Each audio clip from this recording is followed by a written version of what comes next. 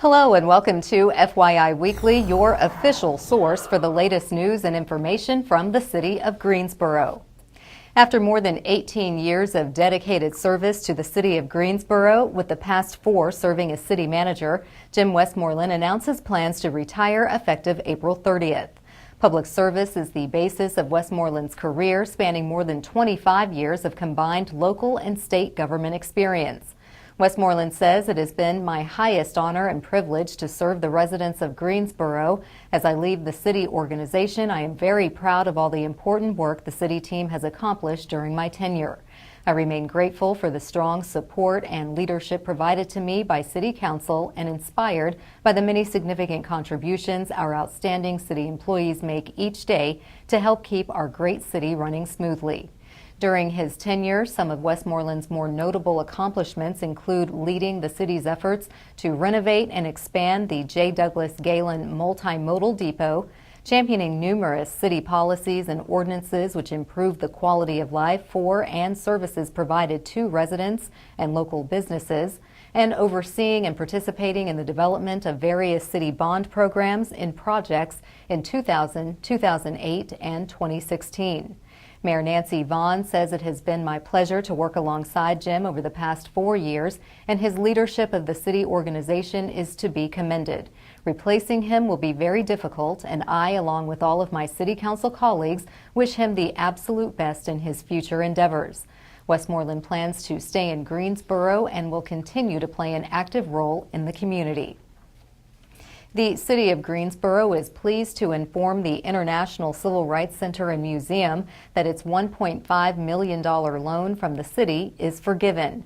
Mayor Nancy Vaughn says we recognize the value of the Civil Rights Museum and consider it to be an educational jewel within our community. We are pleased to close this chapter and wish the museum continued success in the future. In September 2013, the city agreed to provide the loan to help the museum satisfy outstanding tax credit payment obligations, to support operations, and to help further the continued development of the museum. For each net dollar the museum fundraised, the city agreed to deduct $1 from the loan amount with accumulated interest. Mayor Pro Tem Yvonne Johnson says, I am pleased to see the museum reach this accomplishment as a result of the city's willingness to step in with a solution to keep operations going, as this is one of the most historical places in the city. The museum's board of directors attended the March 6th City Council meeting, where the mayor and city council members congratulated them and museum supporters for their good work in achieving this significant goal.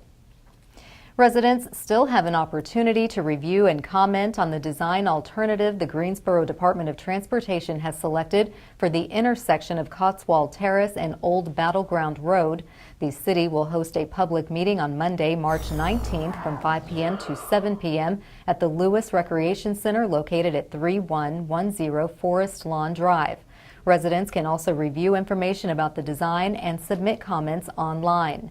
The selected design includes a full-access roundabout at the intersection of Old Battleground and Cotswolds Terrace and a traffic signal at the intersection of Cotswolds Terrace and Cotswold Avenue, Lake Brant Road. It was selected with consideration of public feedback as well as traffic, safety, and emergency response needs. For more information or to access the plans and submit comments, please visit the project website. In an effort to help our employees and residents improve their quality of life, the city has partnered with Cone Health for a series of brief and informative videos designed to inspire you to make better choices when it comes to healthy living. Let's check in with our friends at Cone Health for today's News for Your Health. It is estimated that 30 to 40% of children do not get enough sleep. Does your child get enough rest? So sleep is so important to health, whether you're 8 or 80 years old. It's a time for your body to restore and rebuild and for your brain to process all of the new information it's learned throughout the day. But it's even more important for children and teenagers because it has such a direct impact on their physical and mental development. According to the National Sleep Foundation, children between the ages of 1 to 2 need 11 to 14 hours of sleep throughout a 24-hour period. Ages 3 to 5 need 11 to 13 hours of sleep throughout a 24-hour period. School-aged children between 6 and 13 need 9 to 11 hours of sleep at night. And teenagers between 14 and 17 years need 8 to 10 hours of sleep at night. But teenagers, when they hit puberty, it does affect their sleep-wake cycle, so it does make it harder for them to fall asleep in an earlier hour. So signs that your child may not be getting enough sleep: if they have hyperactivity, trouble focusing in school, a very difficult time waking them up in the mornings, or falling asleep at school. So what can we as parents do to ensure that our child gets a good night's rest? First, you need to make sleep a priority in your house. Educate your children on why sleep is important and why they need so much sleep, and be a good role model as a parent and let them see that sleep is a priority to you. Next, you need to be consistent. And be consistent bedtime and wake-up times, regardless whether it's a weekday, a weekend, or a school break. It's okay to occasionally let your child stay up later than normal or sleep in later than normal, but don't make this a habit, because this will make it harder for them to get back into the routine, and it may lead to sleep problems. They also need a consistent bedtime routine. For younger children, this could be taking a warm bath, reading them a book, having a few minutes of snuggle time. For older children and teenagers, it can be a hot shower, reading themselves a book, or listening to calming music. You do want to limit screen time and keep all electronic devices out of the bedroom. Electronic devices such as TVs, cell phones, laptops, tablets, all of these can seriously impact your child's ability to fall asleep and stay asleep. The lights and glow from these devices actually stimulate their brain. It can cause frequent awakenings throughout the night. Next, you need to limit their caffeine. Sodas, coffee drinks, energy drinks, all of these will stimulate the child and make it very hard for them to fall asleep. And you also need to be aware of chocolate, because it also has caffeine in it. Next, you need to get your child exercising. Anything to keep them active during the day will help them sleep better at night. And keep your child's bedroom comfortable. A cool temperature is the ideal sleeping environment. You might want to consider room darkening shades if there's outside light that interferes with their sleep. And a white noise machine can always be good to help drown out outside noise. When children get their recommended hours of sleep, it helps them focus better, whether it's a toddler learning how to walk or a teenager learning how to drive. Studies show that when children get the hours of sleep that they need, they're less likely to make unhealthy choices, they're less likely to have behavior problems, and teenagers are less likely to have car accidents. If you're still concerned about your child's sleep patterns, please consult your child's pediatrician or family physician. They may want to order a sleep study for your child at our Sleep Disorder Center. Most sleep disorders can be easily diagnosed and treated.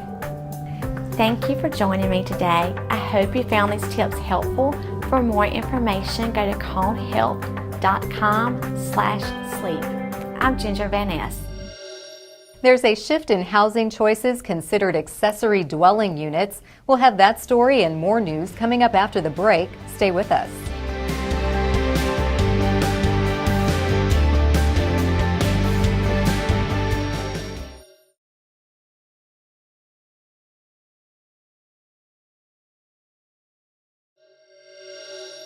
Welcome back to FYI Weekly.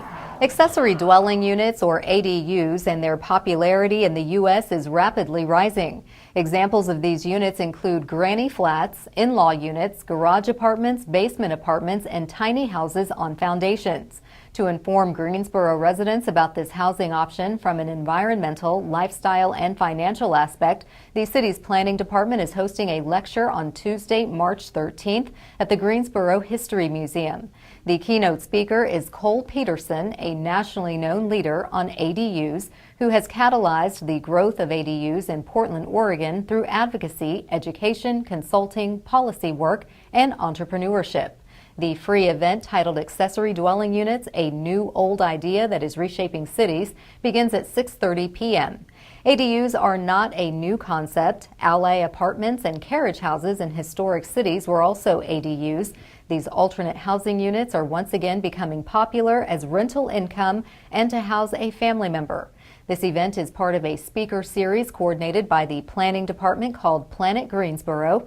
These free community events are intended to engage residents and the business community around topics of interest associated with updating the city's comprehensive plan, Connections 2025. The Greensboro History Museum is located at 130 Summit Avenue. For more information about the Planet Greensboro Speaker Series, contact Russ Clegg, the city's senior planner, at 336-373-2211. The city of Greensboro is set to demolish the former Salon building located at 117 East February 1 Place. The work is expected to take 2 to 3 weeks to complete. The parking lot leases were terminated in January, and the building itself has been vacant since early February. For safety purposes, a fence has been installed along the perimeter, and after it's complete, additional fencing will be installed as an added safety measure until the city begins redevelopment of the property. The demolition will be a mechanical process without explosives. The demolition will be conducted in an appropriate manner designed to minimize risk to the public and executed in compliance with all applicable laws and regulations. Calling all golfers, the Greensboro Guilford Crime Stoppers program is hosting its 24th annual golf tournament. The community is invited to come play a round of golf with a Captain's Choice format on Thursday, April 26th at Bryan Park. This format offers a shotgun start at 12:30 p.m. The registration is $100 per player. Teams of 4 can sign up for $400 or $500 with course signage for sponsorship. The price includes greens fees, cart, cold beverages, lunch, a swag bag, and great door prizes. Crime Stoppers is a non-profit organization that has been serving the community since 1981. Since then, tips have helped to clear nearly 8,500 cases, make nearly 17,000 arrests, and recover more than $24 million of property, cash, and narcotics. With yearly payouts to tipsters exceeding $30,000, public support of this program is more important than ever. All the money used for the reward fund comes from fundraisers or direct donations. No taxpayer dollars are used to facilitate the payouts. For more information about the golf tournament or to register, call 336-574-4020 or visit the website. To submit an anonymous tip, contact the tip line at 336-373-1000. In an effort to spotlight and celebrate the entrepreneurs, the artists, the community builders, and essentially the next generation of leaders, the City of Greensboro is proud to partner with Action Greensboro to introduce our Made in Greensboro series. This day, we place the spotlight on Irving Allen, community activist for social change.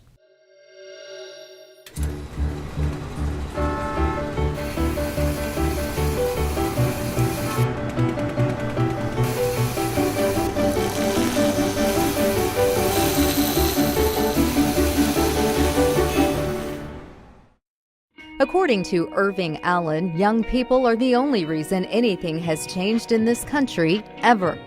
Irving's uncle, David Richmond, was one of the A&T 4, a group of students who launched the lunch counter sit-in protests in Greensboro in the 1960s. Irving's father, Steve Allen, was a civil rights attorney and the first black Superior Court judge in Guilford County. His parents and other black families banded together to grow a neighborhood in Pleasant Garden. But Irving is blazing his own path as a new generation leader working to improve his community. Allen is the Triad Regional Coordinator of Ignite NC, an organization dedicated to building the leadership and power of young people to fight for social change. He also leads the Gate City Black Lives Matter group, which he and others use to organize social movements in Greensboro. He organizes meetings, marches, and concerts. Irving says his role is to use his relationships and the way people view him, whether it's through his family or the history of the work he's done or the people he's worked with, to get resources to people who don't have them.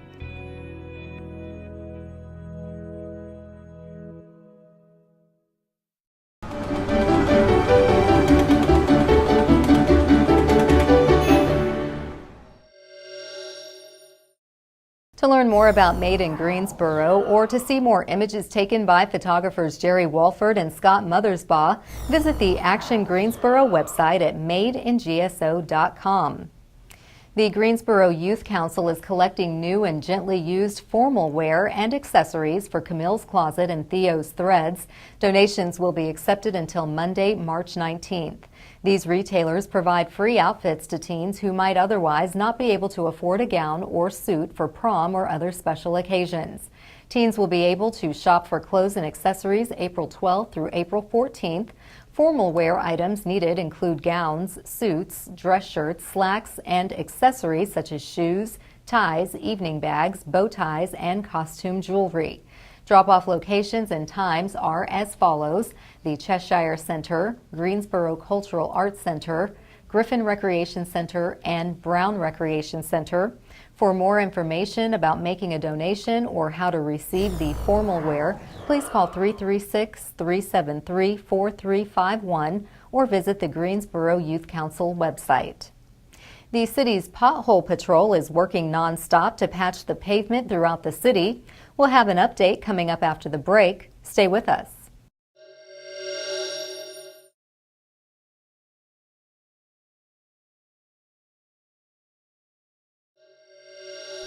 Welcome back to FYI Weekly. If you've driven along the streets of Greensboro, it's safe to say you have likely encountered a pothole or two. The winter weather has wreaked havoc on our roads, creating more potholes. Joining me now to tell us what's being done to repair the roads is David Munoz. He is the Street Maintenance Section Supervisor with the city's Field Operations Department. Hello, David. Welcome to the show. Hello. Thanks for having me. Absolutely. This is a very important topic. Everyone has driven through Greensboro at some point in time. We might think we know the answer to this, but what is a pothole? Basically, a pothole is a hollowed out depression in the road. These depressions are usually caused by water that has penetrated the roadway, and also heavy vehicle traffic has made a depression, and now we have a pothole. Okay, and then with winter, I just mentioned the cold weather doesn't help out any either, and if you're saying water, then maybe the ice and all of that freezing doesn't help. Actually, the winter weather wreaks havoc on our roads. You've probably noticed during or after a snow event, or even cold temperatures after maybe freezing rain, you see actually more potholes. The reason being is that this water that penetrates the roadway actually goes through a freeze-thaw cycle. Okay, if the temperature gets below freezing, the road actually expands, and when it unfreezes, it contracts. When this happens, the pavement actually fluctuates through vehicle traffic that hits these areas that have fluctuated. It can cause potholes.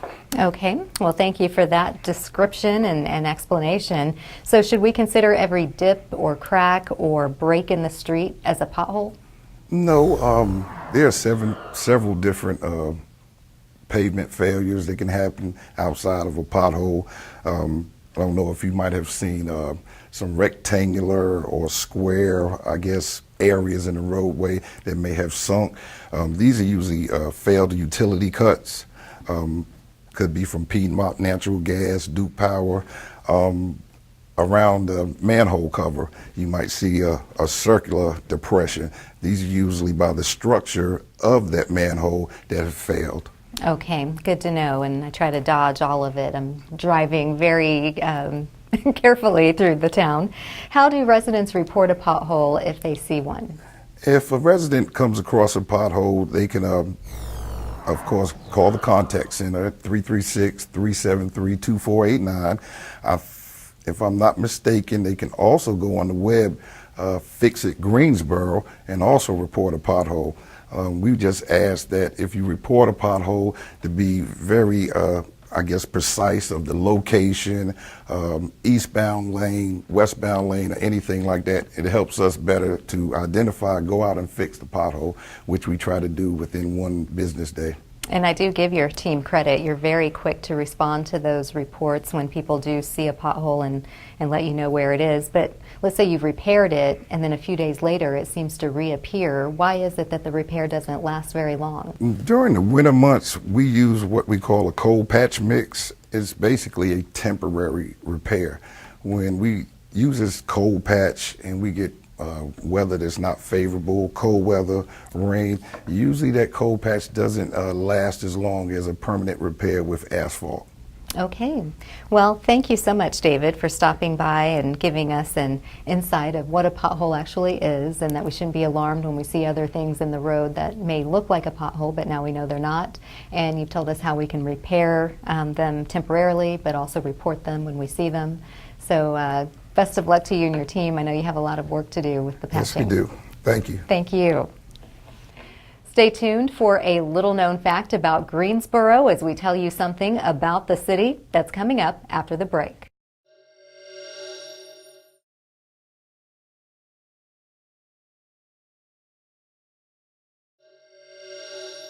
Welcome back. One way to stay informed about what's happening in the city is by attending or tuning in to City Council meetings.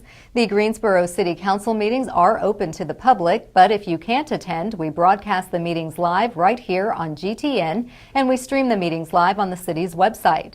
Council meetings take place at 5:30 p.m. on the first and third Tuesdays of the month on Level 2 of the Melvin Municipal Office Building, located at 300 West Washington Street.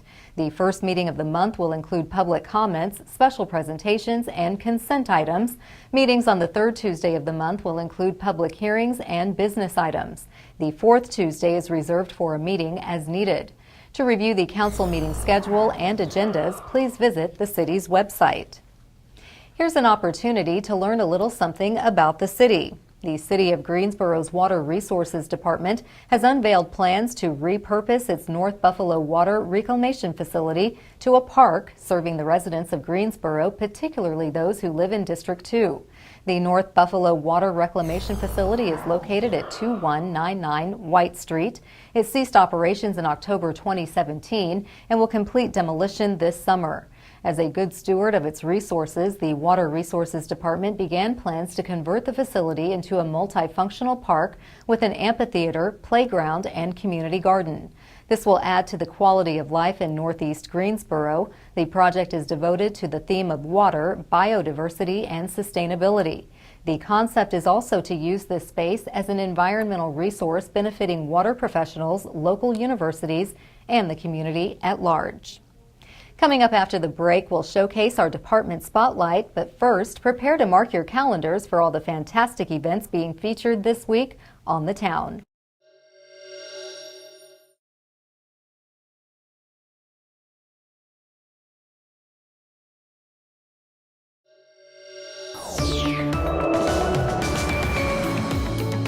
Hey, this is Jody. This weekend, you'll find a fashion show, a Hollywood actress, St. Patrick's Day festivities, and more. You won't want to miss the Greensboro Youth Council's 90s Mixtape Fashion Show this Friday night starting at 7 p.m. at the Colquitt Multicultural Center, featuring fashions inspired by 90s artists and their music. The goal of the show, besides having a great time, is to promote a positive self-image in teens and focus on an issue important to them. This year, the focus is on the importance of diversity and cultural sensitivity. Admission to this show is $3, and the audience is encouraged to dress in their best 90s outfit. Find more information on greensboro-nc.gov/GYC. Also on Friday, come hear actress Karen Cece's thoughts and observations for what it's like to be an African-American woman in the Hollywood film industry. This event, titled Nevertheless She Persisted, A Woman's View of Hollywood, starts at 7 p.m. at Central Library. Cece's credits include Mrs. Sinclair on Stranger Things and Birdie, one of the Hilltop residents on The Walking Dead. Her movie credits include Las Vegas, The Internship, and The Rings. Want to learn more? Go to greensborolibrary.org. Are you looking for a fun activity for the kiddos on St. Patrick's Day? Head over to LeBauer Park at noon for Storybook Dance Class with Bella Ballerina Greensboro.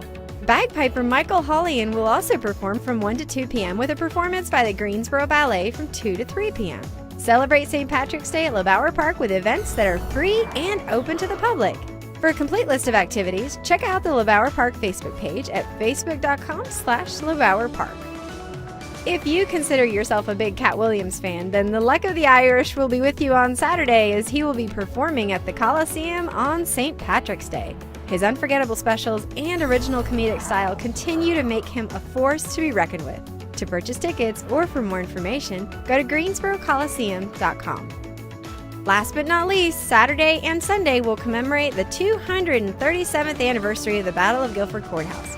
The commemoration will take place at Guilford Courthouse National Military Park, the Colonial Heritage Center, and Greensboro Country Park. Scheduled events take place from 8:30 a.m. to 5 p.m. each day, which include Revolutionary War music, a wreath-laying ceremony, and a variety of interpretive programs demonstrating military and colonial life and more. Admission is free. Visit GuilfordBattlegroundCompany.org for more information. Keep watching FYI Weekly right here on GTN to find out more about events happening on the town. Welcome back. The City of Greensboro has 22 departments and several divisions committed to serving you, our residents and visitors. Let's go behind the scenes in our department spotlight. The Greensboro Fire Department includes 25 fire stations staffed with nearly 580 men and women. The department responds in times of emergency, protecting life and property in an effort to stabilize emergency situations and minimize their impact. As a full-service emergency response agency, the Greensboro Fire Department provides comprehensive fire protection, emergency medical first responder service, hazardous materials response, and technical rescue services while managing the city's emergency preparedness efforts. The fire department also enforces state fire codes, conducts fire investigations, and provides public fire and injury prevention education programs. The Greensboro Fire Department is the lead agency for the Metropolitan Medical Response System, providing large-scale medical services in healthcare and disaster management. The fire department is also a regional provider of urban search and rescue services. The Greensboro Fire Department responds to more than 30,000 emergency calls each year.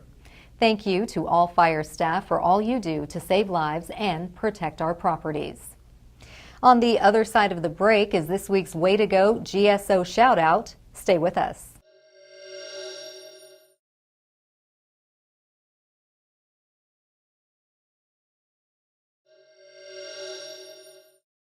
As we draw to a close, we always want to end on a positive note with our Way to Go GSO shout-out.